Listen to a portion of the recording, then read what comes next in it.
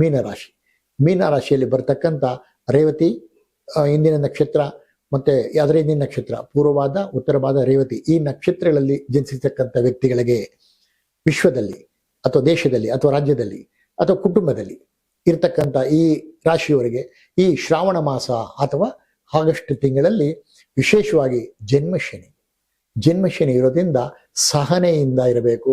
ಅವ್ರು ಅನ್ಕೊಂಡಿದ್ದ ಕೆಲಸಗಳು ಎಷ್ಟೇ ನಾವು ಸ್ಪೀಡಾಗಿ ಫಾಸ್ಟಾಗಿ ಮಾಡ್ತೀವಿ ಅಂದ್ರೂ ಮಂದಗತಿಯಲ್ಲೇ ಸಾಕ್ತವೆ ಅಂತ ಹೇಳಬೇಕಾಗುತ್ತೆ. ಯಾಕೆಂದ್ರೆ ಈ ಸೂರ್ಯನಿಂದ ಅತೀ ದೂರದಲ್ಲಿರ್ತಕ್ಕಂಥ ಗ್ರಹ ಶನಿ, ಸೂರ್ಯನ ಒಂದು ಪ್ರಕಾಶಮಾನ ಶನಿಯನ್ನು ಮುಟ್ಟೋದಕ್ಕೆ ಬಹಳ ನಿಧಾನ. ಆದ್ರಿಂದ ಆ ಪ್ರಕಾಶಮಾನದ ತಕ್ಕಂತೆ ಅವರು ಮಂದಗತಿಯಲ್ಲೇ ಚಲಿಸ್ತಾರೆ. ಎಲ್ಲಾ ಗ್ರಹಗಳನ್ನು ಸೂರ್ಯನನ್ನ ಸುತ್ತೋದಕ್ಕೆ ಕೇವಲ 1 ವರ್ಷ ಟೈಮ್ ತಗೊಂಡಾಗ ಈ ಶನಿ ಒಂದು ರೌಂಡ್ ಹಾಕೋದಿಕ್ಕೆ 30 ವರ್ಷ ಟೈಮ್ ತಗೊಳುತ್ತೆ.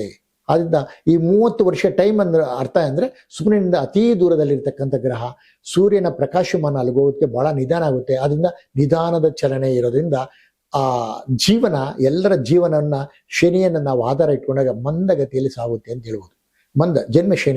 ಜನ್ಮಶನಿ ಮನೋವ್ಯತೆ ಅಂತ, ಅಯ್ಯೋ ಹಿಂಗಾಯ್ತೆ ಅದರಿಂದ ಆ ಶನಿ ಅವರ ವೈಯಕ್ತಿಕ ಜಾತಕದಲ್ಲಿ ಒಳ್ಳೆ ಸ್ಥಾನದಲ್ಲಿ ಇದ್ದಾಗ ಸಮನಿಗೆ ಒಳ್ಳೇದೇ ಆಗುತ್ತೆ. ಯಾಕೆಂದ್ರೆ ಅವ್ರು ಹುಟ್ಟಿರ್ತಕ್ಕಂಥ ಲಗ್ನ ಆಧಾರ ಇಟ್ಕೊಂಡು ಹೇಳೋದಾದ್ರೆ, ಅವ್ರು ಒಳ್ಳೆ ಲಗ್ನದಲ್ಲಿ ಹುಟ್ಟಿ ಶನಿ ಅವರಿಗೆ ಲಾಭದಲ್ಲಿದ್ರೆ ಅಥವಾ ದಶಮದಲ್ಲಿದ್ರೆ ಅವ್ರಿಗೆ ನಿಜವಾಗ್ಲೂ ಒಳ್ಳೇದೇ ಆಗಿರುತ್ತೆ. ಆದ್ರೆ ಮಾಸ ಭವಿಷ್ಯದಲ್ಲಿ ನಾವು ಲೆಕ್ಕಾಚಾರ ತಗೊಂಡಾಗ ಗ್ರಹಗಳ ಚಲನೆ ಉಳಿದ 4 ಈ ಗ್ರಹಗಳು ಇವರಿಗೆ ಈ ಯೋಗವನ್ನ ಕೊಡ್ತವೆ.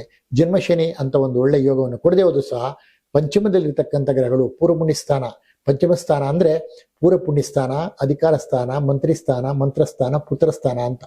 ಹಾಗೆ 4 ಗ್ರಹಗಳು 5ನೇ ಮನೆಯಲ್ಲಿರೋದ್ರಿಂದ ಇವರಿಗೆ ಪೂರ್ವ ಪುಣ್ಯ ಬಹಳ ಚೆನ್ನಾಗೇ ಇರುತ್ತೆ. ಶ್ರಾವಣ ಮಾಸ ಒಂದು ಒಳ್ಳೆ ಯೋಗವನ್ನೇ ಕೊಡುತ್ತೆ ಅಂತ ಹೇಳ್ಬೋದು. ಶನಿಯನ್ನ ನಾವು ಗಣನೆಗೆ ತಗೊಳ್ದ ಬಿಟ್ಟಾಗ ಒಳ್ಳೆ ಯೋಗವನ್ನ ಈ ಗ್ರಹಗಳಿಂದ ಇವರು ನಿರೀಕ್ಷೆ ಮಾಡಬಹುದು, ಅನ್ಕೊಂಡಿದ್ದಾಗುತ್ತೆ ಈ ಮಾಸದಲ್ಲಿ.